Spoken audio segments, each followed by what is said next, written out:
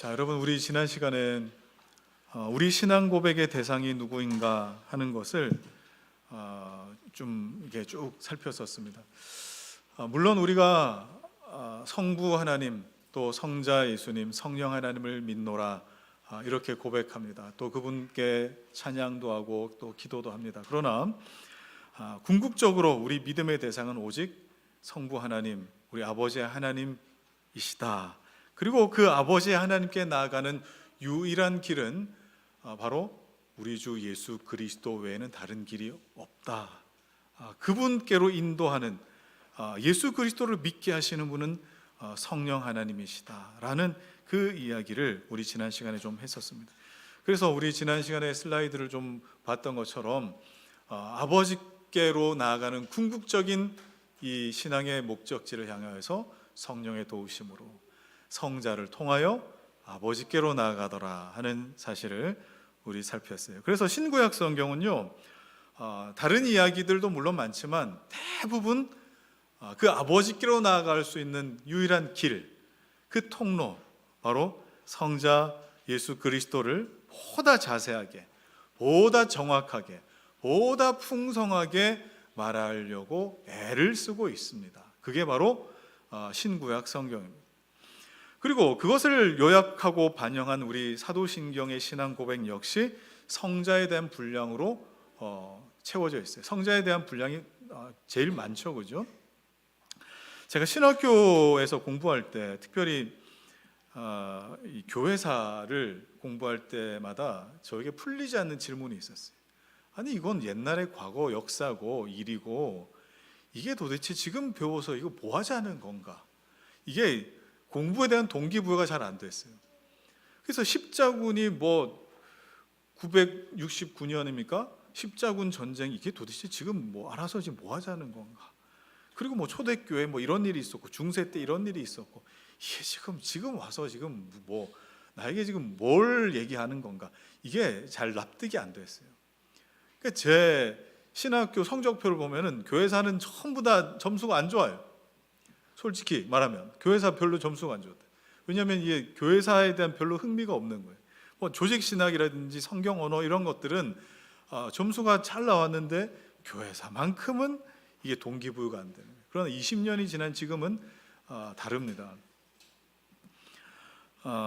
우리의 신앙 고백, 지금 우리가 사도신경으로 남아있는 이 우리의 신앙 고백이 그냥 그럴듯하게 단어나 또 단어의 조합, 문장으로 만들어서 종교문학, 기독교 종교문학으로 우리에게 주어진 것이 아니라 이것은 수많은 성도들과 교회가 정말 피 흘리기까지 싸워가면서 우리에게 남겨준 진리의 요약이라는 것을 아니까, 야, 그들의 역사와 발자취가 정말 이랬었구나, 이들이 없었으면 어떻게 될 뻔했나 하는 이 마음이 저에게는 요즘 새롭게 드는 것 같습니다. 그런 어떤 관점에서 지난주에 우리가 살펴보았던 아리우스와 아타나시우스 논쟁을 한번 보십시오. 성자는 성부에게서 출생했기 때문에 성자는 피조물이다, 성자는 성부에게 종속되었다. 그러자 뭐라고 받아칩니까? 아타나시우스가 아니다, 성자는 성부와 동일한 본질의 하나님이시며 그의 영광과 권세와 그리고 그에게 돌아갈 모든 이 하나님 앞에서의 영광은 절대 흔들리지 않는다. 그러면 동일한 본질의 성자는 성부와 동일한 본질의 하나님이시고 그 영광과 능력의 차이가 없으시지만 그 질서상 성자는 성부에게 순종하신다. 자, 여러분, 이런 문장을 여러분들이 들으면 막 내 가슴이 막 떨리고 내 인생이 막 새로워지고, 여러분 그러십니까? 제가 신학교 다닐 때 안 그랬어요. 그냥 점수 받기 위해서 그냥 외우고 공부했지 뭐 이게 그렇게 와닿지는 않았어요. 그러나 지금은 다릅니다. 우리 믿음의 선진들이 왜 이런 문장과 단어에 목숨을 걸었는지 아십니까? 왜 그렇습니까? 이들이 목숨을 걸었던 이유는요, 예수님이 누구신지 흔들리면 예수님, 그 성경에서 풍성하게 보여주고 있는 그 예수 그리스도에 대한 그 지식에 부족하면, 결핍이 생기면 뭐가 안 되니까요? 구원을 못 받으니까요. 하나님께 나아갈 그 길이 안 보이니까요. 예수님이 하나님이 아니시면 여러분 우리는 구원을 받을 수가 없습니다. 그리고 예수님이 진짜 우리와 같은 사람이 아니시면 그 구원이 우리에게 전달될 수가 없습니다. 이 내용을 오늘 우리가 살펴야 될 것인데, 이 일을 위해서 우리 믿음의 선진들은 단어와 문장을 남기려고 애를 썼던 것이죠. 그렇기 때문에 여러분 반드시 기억하셔야 됩니다. 2026년을 살아가는 우리만 신앙생활하기 힘들었던 게 아니었어요. 신앙생활을 했던 이 모든 시간과 시대와 장소마다 그렇게 쉽게 신앙생활을 해왔던 적이 없었습니다. 우리 믿음의 선배들은 그 자신들이 믿었던 그 믿음의 내용이 시간이 지나도 우리에게 왜곡되지 않게 전달되도록 하기 위해서 얼마나 애를 쓰고 심지어 목숨까지 내어놓았는지 모릅니다. 이건 여러분 우리도 마찬가지겠죠. 우리도 지금 아이들을 낳아서 키우고 또 양육시키고 있는데, 아이들에게 신앙이 그냥 들어가고 신앙이 그냥 생깁니까? 그렇지 않습니다. 아이들 손 붙들고 예배당 왔다 갔다 한다고 아이들에게 신앙이 생깁니까? 그럴 일은 없습니다. 우리 신앙의 선배들은요, 그 아이에게, 우리 자녀들에게 신앙이 왜곡되게 되지 않도록 얼마나 애를 썼는지 모릅니다. 그럼 여러분, 신앙은 어떻게 전수되는 거예요? 내 자녀들 붙들고 있는, 태어날 때부터 우리 자녀들을 붙들고 있는 죄성이 있습니다. 그리고 그 죄성을 향하여 하나님을 떠나도록 만드는 그 세상의 미혹과 유혹이 있습니다. 그걸 자꾸 부추기죠, 그죠? 그러면 우리 자녀들을 양육할 때에 그 죄성에 부딪히고, 우리 부모가, 그리고 그 죄성을 향하여 미혹하는 이 세상의 욕심과 우리도 저항해 가면서 우리 자녀들 붙들고 눈물 흘리고, 그리고 기도하고, 그렇게 피와 눈물과 기도로 전수되는 것이지 그냥 편안하게 예배당 왔다 갔다 한다고 그게 전수되는 거 아니에요. 우리가 이 사실을 놓치게 되면 우리의 신앙은 한순간 몰락의 길로 떨어지게 됩니다. 왜냐하면 신앙의 습관이라고 하는 어떤 이 관성이 있지 않습니까? 주일은 그냥 교회 간다 하고 그냥 관성이 생기는데, 신앙은 관성으로 유지되는 게 아니거든요. 뭐로 유지됩니까? 살아계신 하나님 앞에와 또 그 앞에서의 두려움, 경외감으로 우리 신앙이 유지되는 거예요. 이걸 모르면은 어떻습니까? 신앙이 껍질만 남습니다. 형식만 남습니다. 그러니까 내가 왜 이 자리에 나와 있는지에 대한 이유도 찾지 못한 채 그냥 왔다 갔다 하는 거예요. 우리 어른들은 그렇게 왔다 갔다 했을지도 모르겠습니다. 그러나 요즘 젊은이들, 청년들 어때요? 나에게 동기부여가 되지 않는 그 어떤 행위는 내가 받아들이질 않습니다. 교회들마다 젊은 사람들이 없고, 연세 드신 분들은 그 나름대로의 신앙생활을 가지고 있었겠지만 젊은 사람들이 없는 이유가 뭐겠습니까? 내 안에 남아있는 그 신앙의 본질이 없으니까, 그 질문에 대한 답을 찾지 못하니까 남아있지 못하는 거잖아요. 자, 따라서 우리가 다음 세대의 믿음을 전수한다. 그럼 우리도 이 시대의 믿음의 조상들이 되셔야 됩니다. 믿으십니까? 믿음의 조상이 되셔야 된다고. 그럼 내가 먼저 그 믿음 위에 서 있어야 되고 다음 세대에 성실하셔야 되는 거예요. 자, 그러면 이제 오늘부터 본격적으로 성자에 대한 고백으로 들어가겠는데, 오늘 내용은 성부께서 우리의 아버지가 되신다라고 하는 몇 주 전에 그 이야기, 그 내용의 연장선입니다. 그래서 오늘 내용이 그렇게 어렵지만은 않으실 거라 저는 확신하지만, 모르죠. 또 어려우실지도 모르죠, 그죠? 그런데 그렇게 낯설지만은 않으실 겁니다. 자, 우리가 성자에 대한 신앙 고백하면서 제일 먼저 마주하는 고백이 뭡니까? 그의 유일하신 아들 우리 주 예수 그리스도를 믿사오니. 자, 이렇게 시작해요. 그의 유일하신 아들이에요. 자, 오늘은 그의 유일하신 아들, 독생자에 대해서 한번 살펴보고자 합니다. 자, 그러면 예수님이 유일하신 아들이 된다는 것이 도대체 우리에게 무슨 신앙의 의미가 될 것인가? 도대체 무슨 의미가 될 것인가를 한번 생각해 보셔야 돼요. 여기서 우리가 가장 많이 헷갈리는 부분이 뭡니까? 우리가 하나님의 자녀라면서요. 맞아요.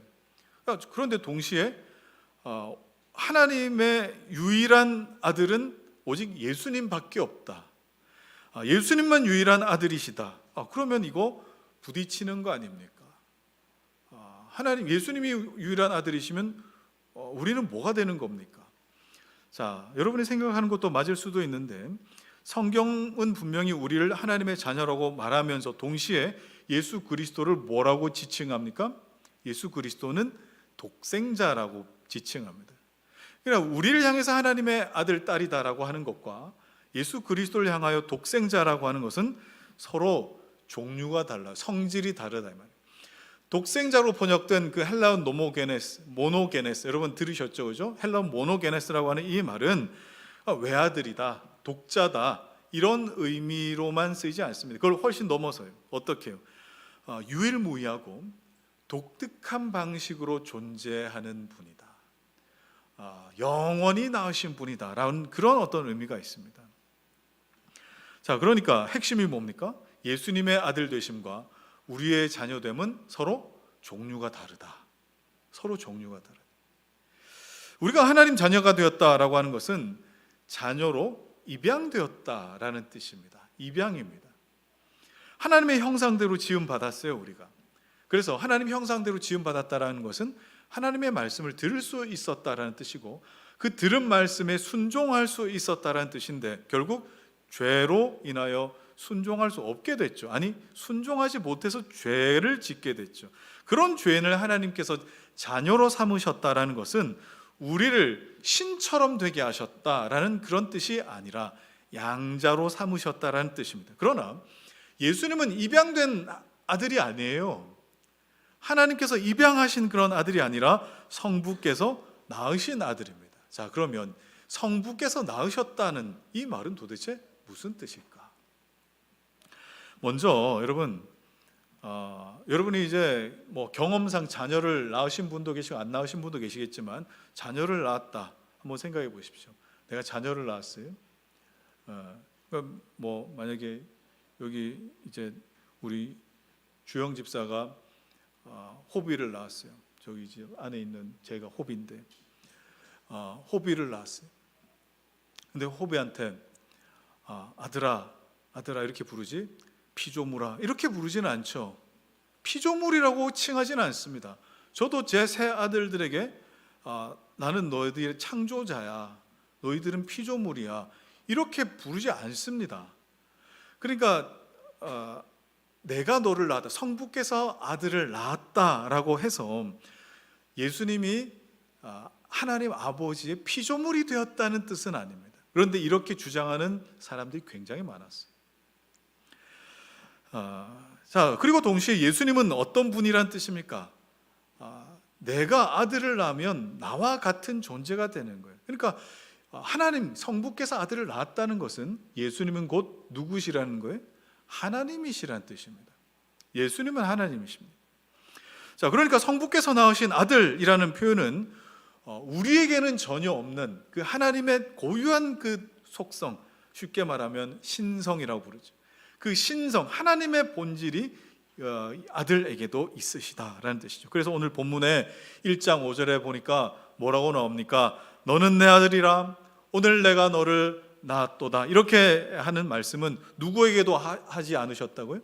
천사들에게도 하신 적이 없으시고 이 땅의 모든 피조물에게도 하신 적 없는 오직 성자에게만 하신 그 말씀이셨다. 즉 예수님의 아들 되심은요 천사보다 높으시고 모든 피조물과는 공유할 수 없는 하나님만 누릴 수 있는 그 본질, 하나님만 누릴 수 있으시는 그 신적인 어떤 것을 소유하신 하나님의 아들이신 겁니다. 자, 여기서 아주 중요한 교리가 등장하죠. 성부가 성자를 낳았다라고 하는 이 내용을 들으면은 우리가 어쩔 수 없이 우리 어머니들은 출산을 경험하셨잖아요. 출산을 경험하면은 내가 낳았다라고 하는 이 표현, 이걸 어떻게 자꾸 이해하고 싶어 합니까? 이 세상에 번식이나 생식처럼 그렇게 이해하려고 하는 그 뭐 어쩔 수 없는가 봐요. 그게 있어요. 그래서 성부와 성자와의 관계도 조상이 있고 그 조상들의 번식을 통해 후손이 생긴다라고 하는 것에서 잘 벗어나지 못합니다. 이건 어떻게 보면 시간 관계, 시간 안에 일어나는 거죠. 조상이 먼저고 그 다음에 후손이 생긴다. 자, 여러분, 낳았다는 말, 이런 말들로 우리 안에 생기는 딜레마가 있어요. 그죠? 여러분 슬라이드 보시면 이런 고민이 여러분들에게 있잖아요. 아니, 성부께서 성자를 낳았다. 그러면 낳았으면은 시작이 있다는 말 아닌가요? 성자는 언제 그러면 생기셨던 건가요? 자, 이렇게 생각하기 시작하면은 우리 지난 시간에 살펴본 아리우스의 길로 빠지는 겁니다. 아리우스가 여기에서 벗어나질 못했잖아요. 자, 아리우스는 어떻게 생각했어요? 성자는 피조물이다. 왜냐하면 성부가 낳았기 때문에.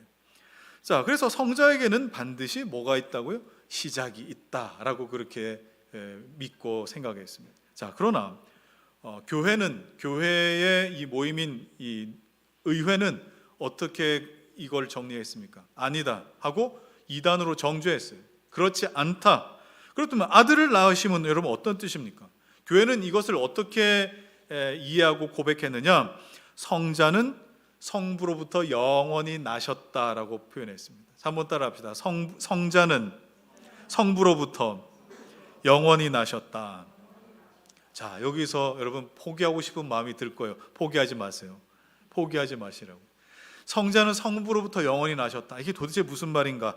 성자가 영원히 나셨다라는 것을 영원한 출생 또는 영원한 발생이라고 부르는데 이 굉장히 어색하게 들릴지도 모르겠습니다. 왜냐하면 출생이 한 번에 그냥 끝나는 거지 영원히 출생하는 그런 게 있느냐?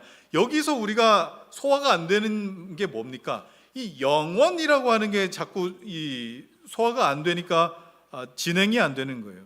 자, 여러분, 영원이라고 하는 것을 우리는 시간의 끝없는 연장이라고 생각해요. 시간의 끝없는 연장. 앞으로도 뒤로도 시간의 끝없는 연장을 영원이다라고 생각해요. 자, 그러나 성경이 말하는 영원은요, 그냥 긴 시간을 의미하는 것이 아니라 여러분 화면을 보시면 뭐라고 되어 있어요? 시간의 영역 밖에 있는 항상 있음입니다. 시간 영역 밖에서의 항상 있음. 자, 굉장히 어려울지도 모르겠어요. 시간의 개념은요, 뭐가 생깁니까? 먼저가 있고 나중에 생겨요. 시간은 항상 그렇습니다. 먼저가 있고 나중에 생길 수밖에 없어요.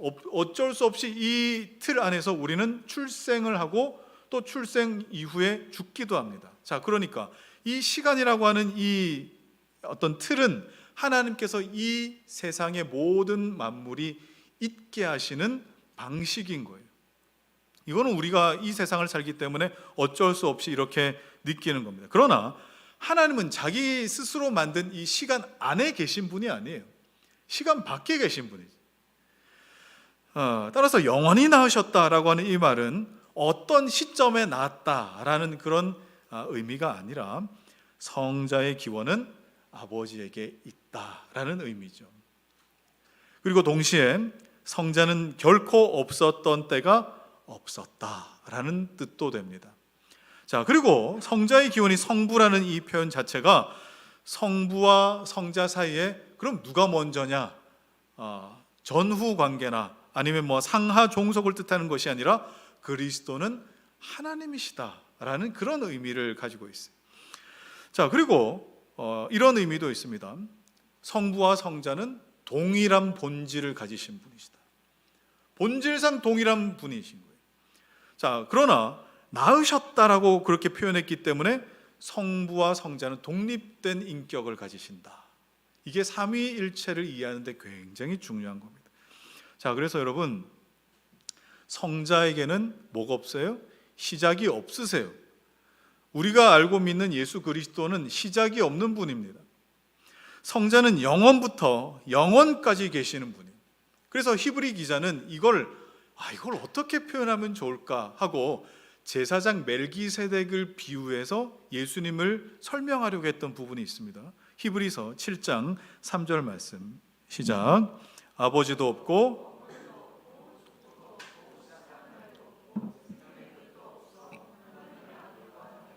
항상 제사장으로 있느니라.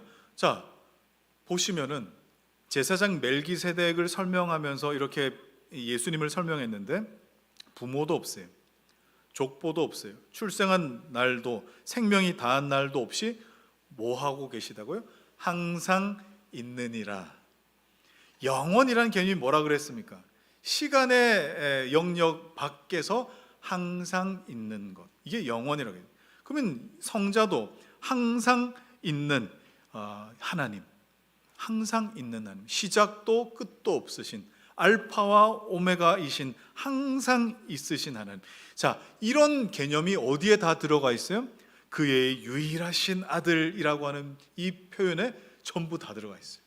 그러면 여러분, 우리가 신앙 고백, 사도신경을 고백할 때 그의 유일하신 아들이라고 하는 이 표현에서 우리가 얼마나 풍성한 이해를 담아서 고백해야 됩니까? 여러분, 이 고백이 왜 중요한지 아시겠어요?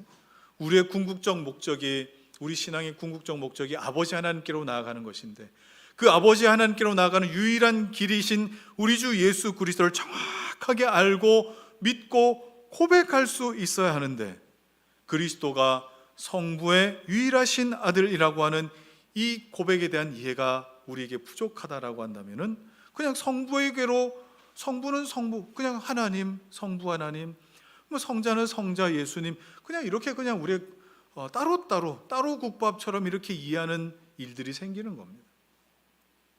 초대교회는 예수님께 경배했어요. 사도들은 예수님을 주라고 불렀어요. 예수의 이름으로 기도했어요. 예수님을 찬양했어요. 뭐 때문에 그렇게 했습니까? 그것이 아버지의 하나님을 향한 고백과 예배가 되기 때문에 그렇습니다. 이 모든 것이 가능하려면 어떻게 돼야 돼요? 예수님이 참 하나님이셔야 됩니다. 그분은 하나님이셔야 됩니다. 그래서 요한일서 5장 20절에는 이렇게 고백합니다. 예수 그리스도는 참 하나님이시요 영생이시니라. 그분은 참 하나님이셔야 돼요. 여러분, 틀림없이 고백하십시오.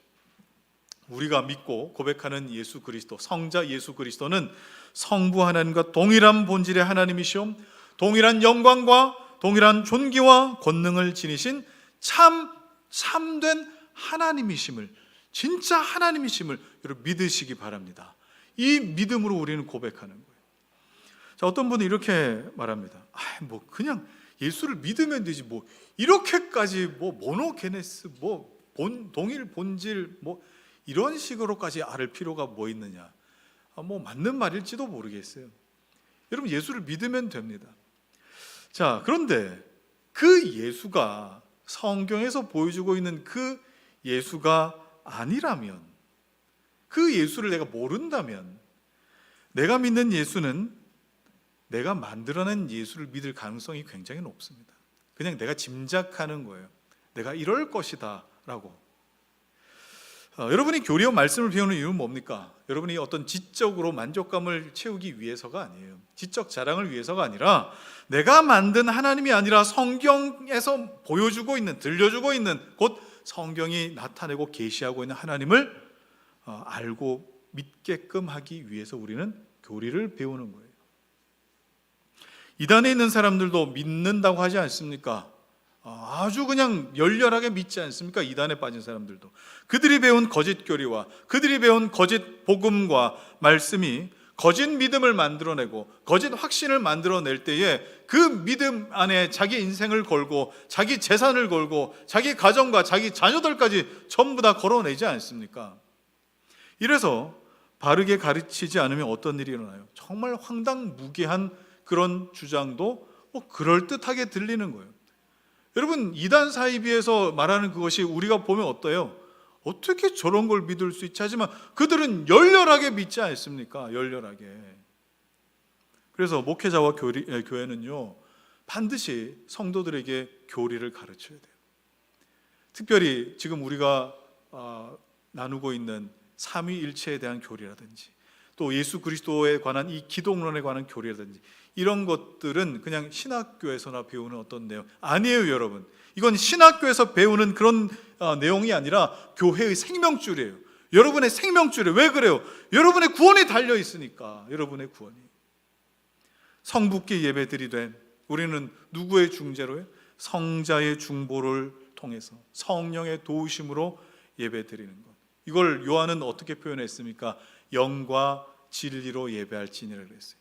영, 성령으로, 그리고 또 진리의 이 근본이신 예수 그리스도의 중보를 통하여 아버지께 예배하는 것. 여러분, 우리 예배는 이렇게 영과 진리로 예배하는 겁니다.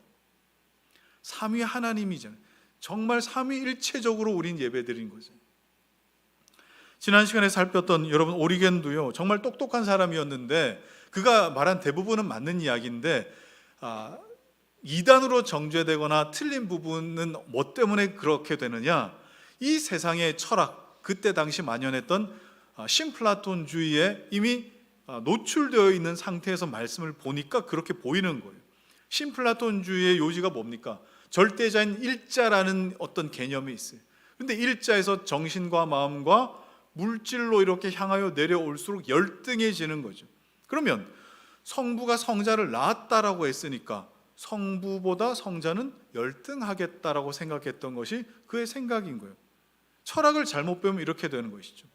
오리겐도 그랬고 아리우스도 마찬가지고, 이런 철학의 근간에서 이 자기의 신앙을 그렇게 고백했던 겁니다. 그런데 지금도 마찬가지. 지금도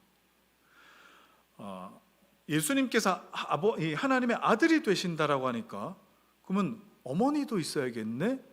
자, 이게 우리가 살아가고 있는 이 세상의 후손을 이어가는 번식과 생식의 방법이다 보니 우리가 생각하기에 아니 그럼 아빠가 있으면 엄마가 있어야 될 거 아니야, 이렇게 생각해 버리는 거죠. 그래서 누구를 만들어냅니까? 어머니 하나님을 또 만들어내잖아요. 그러니까 우리가 생각하는 것이 이 정도의 한계인 거예요. 그러나 하나님은 피조물의 법칙에 갇힌 분이 아니십니다. 우리는 하나님을 우리 상식으로 재단할 수가 없습니다. 단지 하나님께서 스스로를 어떻게 계시하시고 드러내셨는가를 겸손히 따라가며 아는 것이 우리의 본분이지 않겠습니까? 자, 이제 중요한 질문으로 이제 넘어가시죠. 그래서 이 고백이 그의 유일하신 아들, 우리 주 예수 그리스도를 믿는다, 그의 유일하신 아들이라고 하는 이 고백이 나랑 무슨 상관입니까? 자, 이 고백하셔야죠. 나랑 무슨 상관입니까? 여러분, 왜 상관이 없습니까? 아타나시우스가 왜 목숨을 걸었어요? 나와 내 후손의 구원과 직결되기 때문에 목숨 걸고 이 교리를 지켰어요. 하나님을 바르게 알지 못하면 구원이 없어요. 여러분, 뭐 대충 구원을 받을 수 있는 것이 아니라 하나님을 알지 못하면 구원이 없다고요. 내가 짐작한 하나님, 내가 상상한 하나님, 이럴 것이다라고 그렇게 생각하는 그 하나님을 구원받을 길이 없어요. 하나님은 분명하게 자기 자신을 드러내셨고 풍성하게 설명하셨고 그 계시의 중심에는 언제나 예수 그리스도가 계십니다. 그래서 구약에서는 하나님을 드러내신 예수 그리스도의 오심을 예고하고 있고, 신약에서는 그 예수께서 직접 오셔서 드러내신 말씀으로 하나님을 알아가고 하나님께 내 인생을 던졌던 것입니다. 그러면 간단하게 표현하면 예수는 뭐하러 오셨어요? 그 하나님을 드러내심을 전달하는, 배달하러 오신 것 같은 계시의 전달자로 오셨어요. 한번 따라합시다. 계시의 전달자. 계시의 전달자로 오신 거예요.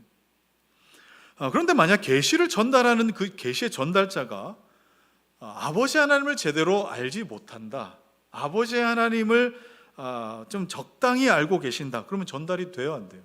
안 되죠. 안 된다고요.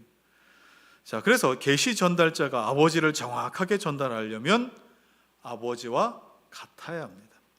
같아야 된다. 안 그러면 왜곡이 생겨요. 왜곡이 생기면 구원의 효력이 나타날 수가 없습니다. 그러면 분명하죠. 예수님은 반드시 참 하나님이셔야 됩니다. 반드시 참 하나님이셔야 돼요. 그래서 예수님이 스스로 뭐라고 하셨습니까? 요한복음 14장 9절에 나를 본 자는 아버지를 보았느니라, 아버지를 대충 짐작할 수 있느니라, 이렇게 말씀하지 않으셨어요. 나를 본 자는 곧 아버지를 보았다. 비슷하다고 말씀한 거 아닙니다. 아버지와 비슷하다, 닮았다, 이거 말씀하신 게 아니에요. 성자는 성부를 완전하게 드러내는 분입니다. 그래서 성자께서 하나님이 아니시면 우리는 하나님을 온전히 알 수가 없는 거예요. 자, 여기서 그치지 않으시죠? 성자께서 성부를 완전히 드러낼 수 있는 분이라는 것은 동의하는데, 그러면 우리에게는 어떻게 전달되는가? 그 전달되는가를 물으셔야 돼요. 그 전달되기 위해서는 어떤 방법을 쓰셨습니까? 예수님은 참 하나님이면서 동시에 참 사람이셔야 했습니다. 여러분 그림 보시면은 여러분 좀 아시겠지만 하나님은요 온 세상을 창조하신 분입니다. 그리고 여러분들이 이런 저런 곳에 여행을 다녀보시면 아시겠지만 그 세상을 보면서 야 감탄을 금치 못하죠. 그런데 우리가 볼 수 있는 것도 한계가 있습니다. 이 우주 만물을 우리가 다 담아내지도 못합니다. 그런데 우리가 다 담아내지도 못할 그 우주를 창조해 내신 분이 바로 하나님이시죠. 그런 하나님을 뭐라고 부를 수 있느냐? 초월하신 하나님이시다. 초월하신 하나님이라고 부를 수 있어요. 그런데 그런 하나님을 우리가 알고 믿으려면 우리가 분명하게 이해할 수 있고 우리의 귀로 들을 수 있고 우리와 소통이 가능한 상태가 되셔야 돼요. 이것을 뭐라고 부를 수 있습니까? 내재하신 하나님, 우리와 관계하실 수 있는 하나님, 우리의 말로 들려주실 수 있는 하나님, 내재하신 하나님이라고 부를 수 있어요. 그래서 성자는요 인간의 육신을 입고 우리에게 내재하신 하나님이 되셔서 초월하신 하나님을 우리에게 내재시켜주기 위해, 전달하기 위해 오신 분이에요. 이런 방식은 지금도 동일하게 일어납니다. 어떻게 일어납니까? 여러분 강단에 제가 아니라 매주마다 천사가 와서 설교하면 제일 좋잖아요. 천사가 내려와서 설교하면. 그러나 천사가 아니라 이 약하고 부족함, 흠이 많은 이런 저를 세우셔서 사용하시는 것과 같아요. 인간의 언어를 사용하시는 것과 같아요. 그래서 성육신은 구원의 필수 조건입니다. 그분을 우리는 뭐라고 부릅니까? 중보자라고 부릅니다. 중보자의 특징이 있습니다. 중보자는 완전하게 하나님을 공유해야 됩니다. 그리고 동시에 사람을 공유하셔야 됩니다. 그래서 사람을 완전히 이해하시고 하나님을 완전히 아시는 그분이 중보자가 되는 거예요. 이 중보자가 우리에게 무너지면은 우리에게 구원이 일어나지 않습니다. 자, 그렇다면 여러분이 예배 중에 경험하셔야 될 사건이 뭔지 여러분 아시겠습니까? 지금 여러분이 매 주일마다 또는 여러 모양의 예배 때마다 반드시 경험하셔야 될 사건은 지금 여러분 앞에 서 있는 이 부족한 설교자 또는 다른 설교자를 통해서 초월하신 하나님께서 여러분에게 내재하시는 것을 여러분 경험하셔야 됩니다. 하나님은 지금도 고린도전서 1장 22절에 전도의 미련한 방법으로 자기 구원할 자들, 믿는 자들을 구원하시기로 하셨습니다. 이게 하나님 정하신 방법입니다. 그러면 제가 여러분 이 자리에 서 있기 때문에 하나님의 마음을 전달하는 메시아라는 뜻입니까? 제가 그리스도라는 의미입니까? 여러분 바로 이 지점에서 뭐가 생기죠? 이단이 생기는 거예요. 바로 이 지점에서 이단 사이비 교주가 생긴다고요. 저는 여러분 메시아나 그리스도 아닙니다. 저는 하나님 말씀을 그냥 증거하는 설교자입니다. 하나님께서는 지금도 강단의 설교자 입을 통해서 하나님을 드러내십니다. 자, 그렇다면 지금 제가 설교자의 입장에서 집중하고 있는 게 뭔지 아십니까? 내가 알고 있는 걸 잘 외워가지고 여러분에게 알고 있는 만큼 전달해야 되겠다. 그게 아니에요. 그게 아니라 하나님, 내가 표현할 수 있는 표현력은 여기까지밖에 안 됩니다. 내가 알고 있는 것은 여기까지밖에 안 됩니다. 그러나 하나님은 전능하시고 하나님은 창조주이시기 때문에 사람의 입을 여시고 사람의 귀를 여시고 사람의 눈을 여셔서 초월하신 그 하나님께서 이 약하고 부족한 사람의 입과 언어를 통해 하나님은 드러나실 줄로 믿습니다. 저는 이 고백하면서 설교합니다. 그러면 동시에 여러분은 어떤 모습, 어떤 마음으로 여러분 그렇게 하나님 앞에 말씀을 들으셔야 되겠습니까? 여러분 역시 성령의 도우심을 구하며 들으셔야겠죠. 여러분 역시 자신의 이성과 자기가 지금까지 쌓아온 어떤 경험과 나름의 철학과 가치관과 이런 것을 고집하지 않고 그런 것으로 걸러듣지 않도록 성령의 도우심을 구하며 말씀을 듣는 것이 마땅합니다. 예수님 자주 말씀하셨잖아요. 들을 귀 있는 자는 들을지어다. 여러분 이게 무슨 의미겠습니까? 듣든지 말든지 들을 만한 사람은 듣겠지. 이렇게 그냥 대충 말씀하시는 거겠어요? 그런 말씀이 아닙니다. 들을 귀 있는 자는 들으라는 말씀은 성령께서 듣는 자의 그 마음을, 여러분의 심령을 조명하실 때에 하나님의 뜻대로 듣게 하시고 그 들은 말씀에 왜곡이 없게 하셔서 온전히 그 초월하신 하나님께서 내 안에 나타내시게끔 하신다는 그런 의미죠. 그래서 분명 지난주에 들었던 말씀, 분명히 언젠가 들었던 말씀인데 오늘 새롭게 나에게 다가오게끔 하신다는 그런 경험을 하게 되는 것이죠. 성경에는 이런 역사가 많이 나타납니다. 마가복음 7장 37절 여러분 읽읍시다. 시작. 사람들이 심히 놀라 이르되 그가 모든 것을 잘하였도다. 못 듣는 사람도 듣게 하고 말 못하는 사람도 말하게 한다 하니라. 그래요. 같은 설교를 들어도 어떤 사람은 천둥 소리를 듣는가 하면 어떤 사람은 졸다가 갑니다. 왜 그럴까요? 마음이 열리는 것은, 말씀을 듣게 하시는 것은 성령의 조명이기 때문에 그럽니다. 그렇다고 여러분 정신 번쩍 차리도록 예배 시간 전에 커피 한 잔씩 하고 오십시오. 제가 이 소리를 하는 게 아닙니다. 졸리면 뒤에 서서 들으십시오. 그런 말도 아닙니다. 성경을 내가 이해하려면 필사라도 해가면서 읽으십시오. 그래야 이해가 잘 됩니다. 소리를 내서라도 읽으십시오. 그래야 이해가 잘 됩니다. 그런 방식이 아니라고요. 성령의 조명 아래에서 들을 때라야만 구원의 놀라운 역사가 나타나는 것이고, 그 초월하신 하나님의 은혜가 성령의 역사로 나타날 때라야만 나 같은 죄인에게 들리기 시작한다는 거예요. 그런데 설교자 입장에서 참 안타까울 때가 언제인지 아십니까? 열심히 듣고 적어가지고 수모임 할 때 딴소리 하는 거예요. 제가 종종 말씀드리잖아요. 그리스도인들은 운이나 운명과 같은 그런 용어는 쓰지 말아야 됩니다. 제가 이렇게 설교 때 종종 말씀드리죠, 그죠? 그런데 설교 시간에는 그렇지, 운이나 운명 같은 거는 그리스도인들에게 맞지 않지 하다가 순모임 하러 나가면은 이번 주에는 정말 운이 좋게도 막 이런 말을 그냥 서스럼없이 그냥 내뱉죠. 그죠? 여러분, 내 영혼의 의지와 생각이 바뀌지 않으면요, 내가 쓰는 용어가 잘 바뀌지 않습니다. 내 말이 잘 안 바뀝니다. 그렇게 열심히 배우고 듣고 훈련하고 했는데도 계속 그 자리에서 그 말을 계속 반복하고 있어요. 제가 그런 걸 볼 때면 참 안타깝습니다. 근데 더 답답한 것은 뭐냐, 그 말, 그 생각을 계속 반복하면서 자기 자신이 바뀌지 않았다는 걸 스스로 모른다는 것이 참 안타까운 지점이에요. 그러나 구원받은 사람에게는 반드시 나타나는 현상이 있습니다. 그게 뭐냐? 하나님의 그 초월하심이 내 안에 내재하심으로 나타나기 시작하면, 곧 하나님의 말씀이 들리기 시작하면, 제대로 들리기 시작하면 더 알고 싶어 합니다.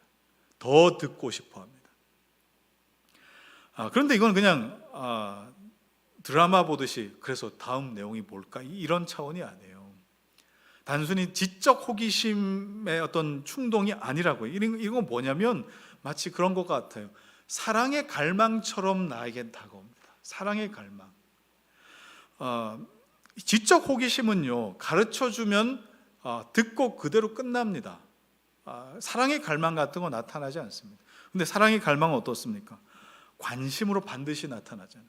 누군가를 좋아하고 사랑하기 시작하면은 어떻죠? 지금 이 시간에는 뭐 하고 있을까? 지금 어디에 있을까? 그리고 맛있는 걸 내가 먹으면 그 사람은 이걸 먹으면 어떻게 반응할까? 지금 뭐 먹고 있을까? 뭐로 반드시 나타납니까? 사랑의 갈망은 관심으로 나타나는 거예요. 그래서 더 알고 싶죠. 그래서 전화해가지고 지금 어디예요? 지금 뭐 먹어요? 라고 묻는 것, 이게 바로 그런 의미인 거예요. 자, 로마서 5장 5절 한번 보실까요? 자, 시작. 소망이 우리를 부끄럽게 하지 아니함은 우리에게 주신 성령으로 말미암아 하나님의 사랑이 우리 마음에 부은 바 됨이니. 하나님이 우리에게 성령을 통해 하나님의 사랑을 부으실 때 비로소 우리는 하나님을 사랑할 수 있습니다. 비로소 우리는 하나님을 사랑하게 되고 그분을 더 알고 싶어진다는 거예요. 자, 그렇다면 그리스도를 알고자 하는 이 마음은 구원받은 자의 그냥 자연스러운 어떤 현상인 것이지, 우리 예수 사는 교회면은 이런 거 하셔야 되고요, 이런 거 들으셔야 되고 공부하셔야 되고 이렇게 막 강조해가지고 될 일은 아니라 말이에요. 반대로 교회를 오래 다녀도 내가 그리스도에 대해 관심이 없어요. 지금 예수 그리스도께서 날 향한 그 마음이 어떤 관심도 없어요. 그냥 주일에 왔을 때만 잠깐 좀 아는 척 들은 척 관심 있는 척 하다가 관심이 없어요. 말씀을 듣고 대하는 것에도 관심이 없어요. 그러다가 어떤 생각을 합니까? 그냥 이렇게 교회 다니다 보면 언젠가는 신앙이 좋아지고 언젠가는 하나님의 자녀가 되겠지. 제가 여러분 이걸 뭐라고 불렀죠? 이건 유신론적 진화론이라고 그랬잖아요. 이렇게 신앙생활하는 사람은 많다 그랬잖아요. 생명은요 언젠가는 크겠지가 아닙니다. 우리가 저렇게 자녀들 낳아놓고 언젠가는 크겠지 하고 키웁니까? 아니잖아요. 그냥 자라지 않습니까? 생명은 자라는 겁니다. 성장하는 겁니다. 근데 성장의 욕구가 없다면 여러분 그건 병든 거 아닙니까? 병든 거라고요. 특별히 말씀 중에 찔림받아야 할 말씀들이 아무런 감각도 없이 그냥 들린다. 그리고 또 말씀을 통해서 자꾸 인간적인 위로나 감동을 추구한다. 그런 분들이 계시죠. 제가 요즘에 순모임 할 때마다 계속 돌아가면서 제가 순모임에 들어가고 있는데 지난주 순모임에 제가 들어갔을 때에 어떤 자매가 뜻밖의 이야기를 나눴어요. 그날 그 주의 말씀은 정말 나를 찌르고 책망하고 이렇게 살면 안 되겠다는 그런 말씀으로 나에게 들렸는데 근데 그 말씀이 위로가 됐다는 거예요. 위로가. 예전에는 나를 알아주고 지금 내가 겪는 이 상황을 반영하는 말씀을 들으면은 그것이 나에게 위로라고 생각했는데 끊임없이 그런 말씀만 듣고 구하고 갈구하게 됐었는데 아니 우리 하나님 말씀은 그렇지 않고 나를 향한 계획이 얼마나 놀라우신지 나를 향하여 때로는 책망하기도 하시고 채찍질하기도 하시고 훈계하시고 그런 어떤 하나님의 마음과 하나님 말씀을 내가 들으니 오히려 그 말씀이 나에게 위로되고 안심이 되더라. 그렇게 고백을 했어요. 참 귀한 고백이죠. 예레미야 6장 10절 말씀 한번 보십시다. 자, 시작. 내가 누구에게 말하며 누구에게 경책하여 듣게 할꼬 보라 그 귀가 할례를 받지 못하였으므로 듣지 못하는도다. 보라 여호와의 말씀을 그들이 자신들에게 욕으로 여기고 이를 즐겨하지 아니하니. 하나님 말씀을 욕으로만 여기고 즐거워할 수 없었던 자, 듣지 못해서 그래요. 자, 그러면 여러분 예배 시간 때마다 점검하세요. 여러분 하나님 말씀 어떻게 들리십니까? 오늘 여러분 하나님 말씀이 어떻게 들리셨습니까? 설교 시간은 한유진 목사의 특강 시간이 아니에요. 아까 어떤 시간이었다고요? 초월하신 하나님께서 인간 설교자를 통하여 인간의 언어를 통하여 하나님의 그 은혜와 사랑이 나에게 내재하는 시간이라고요. 하나님을 대면하는 시간이 그냥 막연하게 하나님을 대면하는 것이 아니라 나에게 하나님의 말씀으로 대면하게끔 하시는 시간이에요. 그러면 이 일이 지금도 여전히 우리에게 나에게 일어남을 믿기 때문에 우리는 예수를 참된 하나님이시요 그분은 참된 사람이십니다 라고 우리는 고백할 수 있는 겁니다. 그분이 참된 사람이심을 우리가 고백할 수 없다면 지금 사람으로 여러분 앞에 서서 설교하는 저도 사실 의미가 없는 거예요. 하나님의 초월이 우리에게 내재하는 이 놀라운 시간이기 때문에. 어떤 재미난 이야기를 하나 하고 제가 마치도록 하겠습니다. 어떤 선교사님이 남미에 선교하러 가셨는데 한 부족에게 복음을 전하려고 무진장 애를 쓰셨어요. 복음을 전하기 위해서 그들과 먼저 친해져야 될 거 아닙니까? 그래서 같이 밥도 먹고 같이 일도 하고 하면서 친해지기 시작했어요. 그렇게 친해지는 과정 중에 어떤 특별한 형제와 이야기를 나눌 기회가 있어서 지금이 하나님 주시는 때다. 복음을 전했습니다. 근데 그 복음을 들은 이 형제가 깜짝 놀라서 아니 선교사님이 이 이야기를 어떻게 아세요? 라고 물은 거예요. 아니 어떻게 아냐니요? 이게 어떻게 내가 복음을 전한 건데. 아니요, 그게 아니라 이 이야기는 우리 부족 대대로 이어져 오는 전설 같은 이야기와 굉장히 닮아 있는데 제가 한번 이야기해 볼 테니까 한번 들어보시죠 하고 선교사님에게 오히려 그 이야기를 들려주었어요. 그 이야기가 이렇습니다.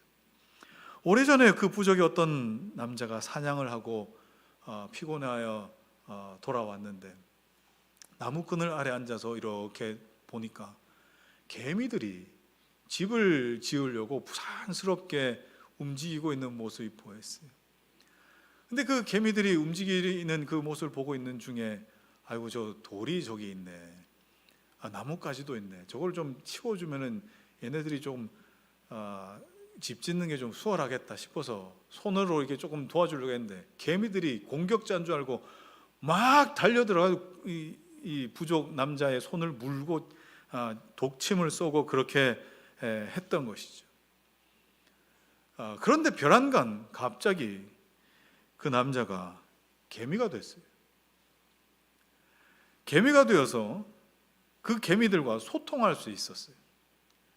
나는 누구다 하고 소개를 하고 소통을 할 수 있었는데 그렇게 시간이 지나다 보니 개미들의 신뢰를 얻었습니다. 어느 날 개미가 된 남자는 다른 개미들에게 자기의 신분을 밝히기 시작했습니다. 나 사실 너희들한테 이야기할 게 있는데 나 사실 사람이야. 나 사실 사람이야. 이렇게 이야기를 했어요. 주변에 있던 개미들이 사람이었어? 라고 했겠습니까? 너 미쳤어? 너 지금 개미야. 너 여기 더듬이 달려있고 머리 가슴 배 다리 6개, 너 전형적인 개미야 하고 놀려대기 시작. 아니 나 사람이라니까. 너희들 도와주려고 했다가 지금 이렇게 된 건데 나 사실 사람이었어. 심지어는 개미들 중에 누군가는 돌로 던지면서 너 제대로 맞아야 정신을 차리는구나, 그렇게 막 놀려대고 비웃고 심지어 핍박하며 폭력을 행사하기 시작할 때 갑자기 이 순간 이 사람은, 이 개미는 갑자기 또 그 본래의 모습대로 돌아온 것이죠. 남자의 말을 들었던 개미들이 그 모습을 보고 정말 사람이었네 하고 놀랐었습니다. 남자는 흙더미로 개미집을 만들어줬어요. 개미들은 그 집에서 잘 살 수 있었습니다. 그리고 지금도 원주민들의 그 집, 부족마을의 집이 개미집하고 굉장히 닮아 있다. 그래서 우리 부족의 집은 이렇게 짓습니다 하고 선교사님에게 이야기를 해줬다는 거예요. 뜻밖의 사실을 알게 된 선교사님은 이후에 그 부족의 복음을 전하는 게 그렇게 어렵지 않았다라고 그렇게 이야기가 전해집니다. 자, 여러분 이 이야기를 들을 때 여러분 어떠십니까? 마치 예수께서 하나님이신 분이 성육신하셔서 우리와 같이 되신 것을 여러분 떠올리지 않으십니까? 예수님이 하나님이라고 하니까 사람들이 신성모독이라며 당신 미쳤느냐, 미쳤다라고, 귀신 들렸다라고 그렇게 했어요. 나중에 손가락질을 하다 못해 나중에는 십자가에 못 박고 그를 침뱉고 손찌검을 하기까지 했었습니다. 개미들에게는 인간은 초월적인 존재겠죠. 그런데 사람으로서 개미들에게 무언가 전달할 방법이 없기 때문에 뭐가 이루어지지 않은 거예요? 초월한 그분이 내재가 이루어지질 않았던 거예요. 방법은 뭡니까? 개미가 되는 거예요. 개미가 되는 겁니다. 마찬가지로 아들 하나님께서 우리 몸을 입고 아버지 하나님을 보여주시는 것은 예수를 믿는 자마다 아버지께 갈 수 있도록, 아버지가 누구이신지 알 수 있도록 하기 위함입니다. 예수님 뭐라 말씀하셨습니까? 다른 이로서는 구원받을 만한 이름을 우리에게 주신 적이 없다. 오직 예수 그리스도 그분밖에는 없다. 여러분 믿으십니까? 이분밖에는 없습니다. 이 길밖에는 없습니다. 그분을 아는 것이 유일한 길이요 생명이요 진리가 되는 것입니다. 이제 말씀 정리하시죠. 자, 오늘 우리는 그의 유일하신 아들이라고 하는 이 짧은 이 문장 속에 담겨진 내용을 살폈습니다. 이 고백의 의미는요, 그 옛날 성자께서 사람의 몸을 입고 우리 사람의 역사 가운데 오셨다, 이렇게 과거 완료로 끝날 만한 이야기가 아니에요. 아들의 그 아들의 본질인 특징이 있습니다. 아들의 그 특징이 있어요. 뭐예요? 말씀이시잖아요. 그 말씀은 태초부터 빛이 있으라는 형태로 창조에 동참하셨고, 사람의 모습으로는 실제 육성으로 우리에게 전달하셨고, 그리고 지금은 기록된 하나님의 말씀으로, 그리고 선포되는 하나님의 말씀 중에 우리에게 내재되십니다. 나타내십니다. 여러분, 오늘 그리스도 만나셨습니까? 오늘 그리스도의 음성을 들으셨습니까? 아들을 통하여 아버지 하나님의 마음을 확인하셨습니까? 성령을 통하여 아버지의 사랑이 부어짐을 여러분 누리셨습니까? 여러분, 예배 때마다, 우리가 이 고백을 할 때마다 우리 주 예수 그리스도를 통하여 아버지께로 나아가는 그 놀라운 은혜가 여러분들에게 있으시기를 주의 이름으로 축원합니다. 우리 함께 찬양할까요? 이 땅 위에 오신 하나님의 본체이십니다. 이 땅 위에 오신 하나님의 본체, 십자가에 달리사 우리 죄 사하셨네. 하나님이 그를 지극히 높여 모든 이름 위에 뛰어난 이름을 주사 우리 예수 이름 앞에 절하고 모든 입이 주를 치네. 영광 중에 오실 주를 보리라. 선포해 왕께 만세. 존귀와 위엄을 찬양해.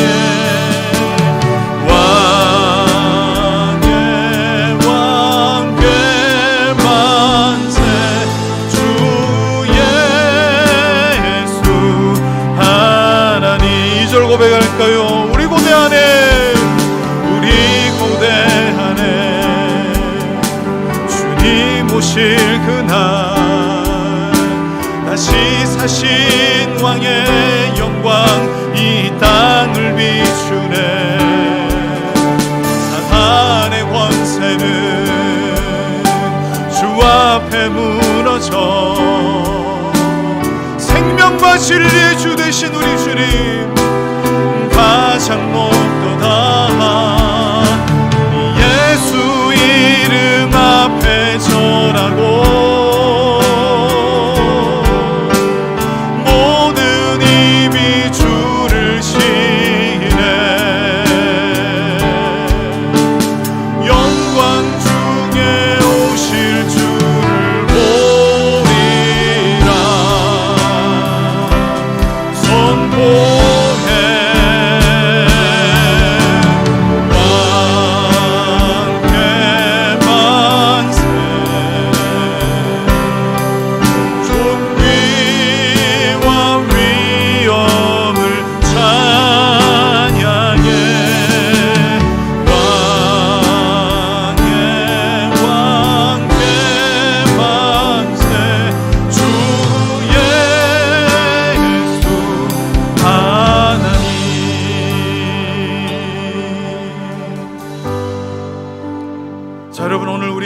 성자에 대한 고백 중에 그의 유일하신 아들에 대해서 우리 살폈습니다.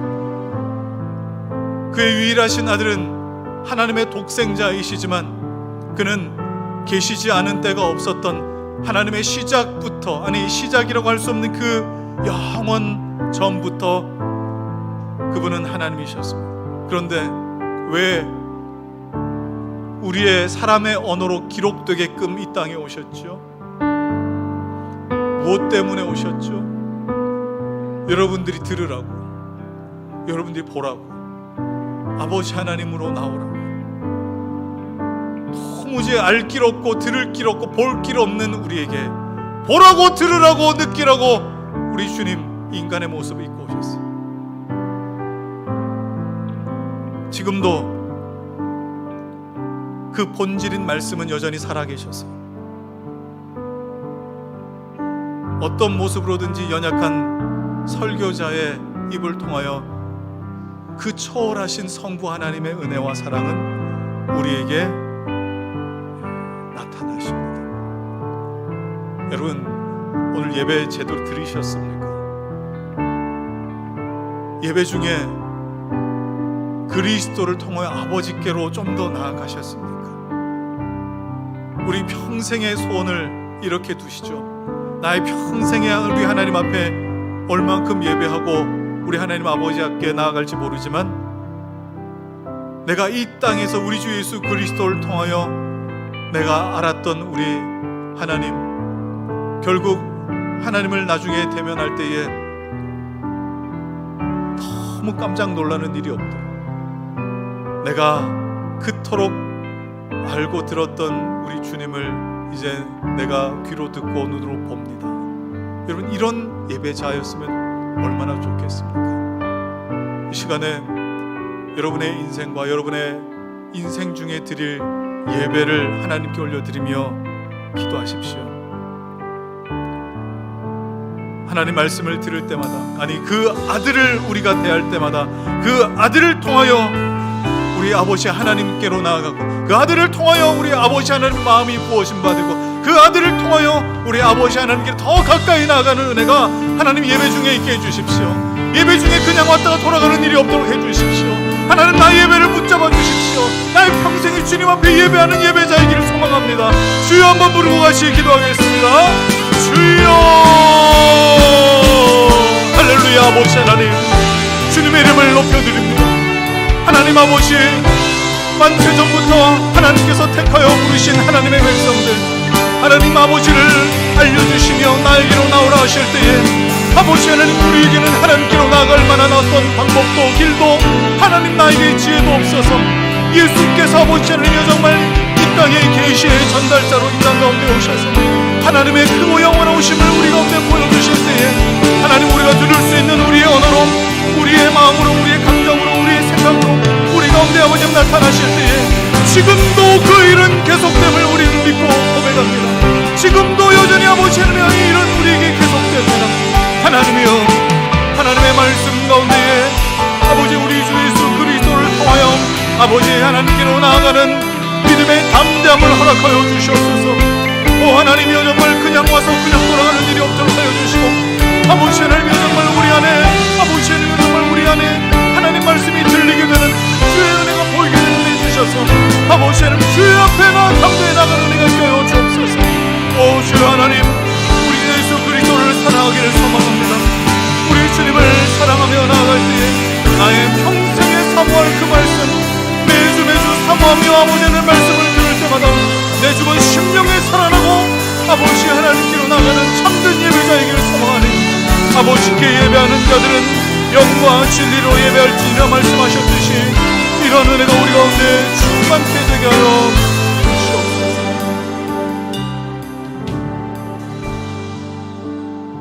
하나님, 우리 예배는 얼마나 하나님 우리에게 허락하신 은혜의 자리인지 오늘 우리 예배 또 말씀을 통하여 우리가 들었습니다. 하나님, 나 같은 사람이 무엇이기에 하나님께서 나와 같이 되셨습니까? 하나님께서 나의 언어로, 나의 생각으로, 나의 감정으로, 또 나의 형편으로 하나님 나에게 호소하십니까? 도대체 내가 무엇이기에 그러십니까? 천하 만민 중에 그 이름 알게 하셔서 아버지 하나님께로 나아가는 이 길목에 서 있는 우리 모두 하나님 끝까지 다름질하여 우리 주님 앞에 나아갈 수 있도록 도우시며 하나님, 이곳 이 시대 또 이 땅에 또 이런 형편에 산다 할지라도 우리 하나님께 나아가는 일에 조금도 부족함이 없도록 우리 주 예수 그리스도 나의 유일한 의가 되어 주시옵소서.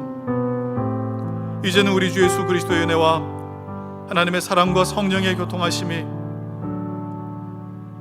오늘 말씀 중에 아버지께로 나아가는 유일한 길인 우리 주 예수 그리스도, 그분 한 분을 우리가 알고 듣고 배우며 우리 주님 나의 평생에 사랑하기로 소망하는 사랑하는 성도들 머리 위에와 이들의 가정과 생업과 자녀와 주의 몸된 교회 위에 이제부터 영원토록 함께 있을지어다.